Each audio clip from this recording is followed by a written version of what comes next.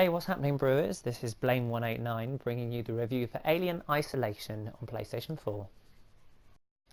Alien Isolation has taken a long time coming, but now that it's finally here on PlayStation 4, what do we think?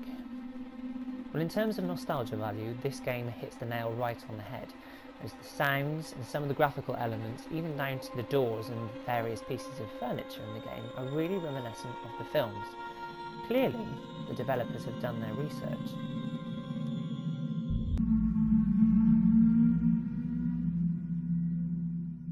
I don't know if you can hear me. No. But I made it across. It's really bad here, Verlaine. I think there's something here. Anyone who's been following any news and reviews about this title will know that the game centres around Ellen Ripley's daughter Amanda and fills in a neat little plot hole in the film universe. How successful this turns out to be remains to be seen.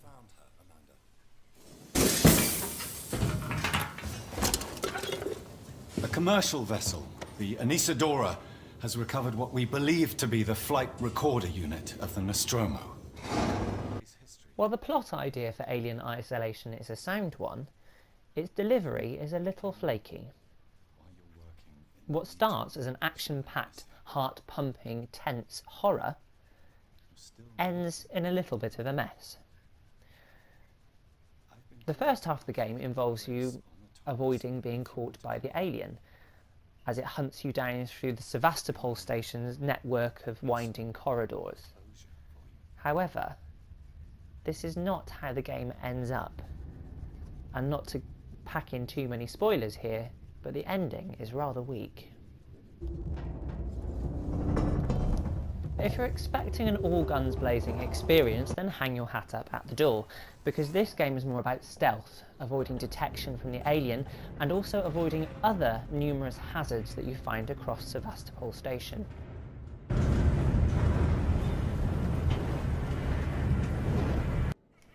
Indeed, the gameplay dynamic of Alien Isolation centres around the fact that Amanda Ripley is written as an engineer, and she must use all of her engineering skills in order to survive, knowing which technology to poke around in, which wires to reconnect, and being able to repair and use a number of important devices, including motion trackers and ion torches to cut through doors and bulkheads.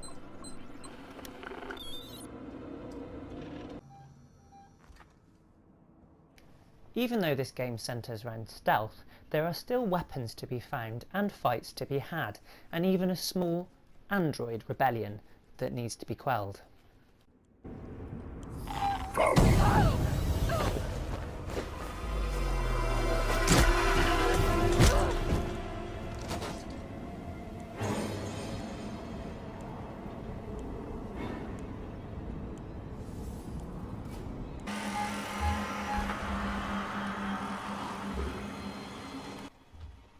Tension is ramped up to the max, as being caught by the alien means death in only one hit.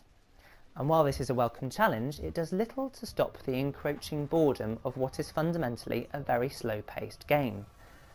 Tension is quickly replaced for repetition, as we find ourselves going back over old ground on Sevastopol Station and repeating the same puzzles, just praying for that next piece of equipment which will allow us to open the next hatchway or bulkhead in order to progress. Fundamentally, Alien Isolation is one for the hardcore fans. As a fan of the films myself, I loved certain set pieces within the game that reminded me strongly of the first and second film. For any other gamer approaching Alien Isolation, however, the game may feel a bit like an exam in perseverance. Only the most patient may apply. This is Blame189 for SirBrewAlot Tea Rooms. Please like, subscribe and stay happy.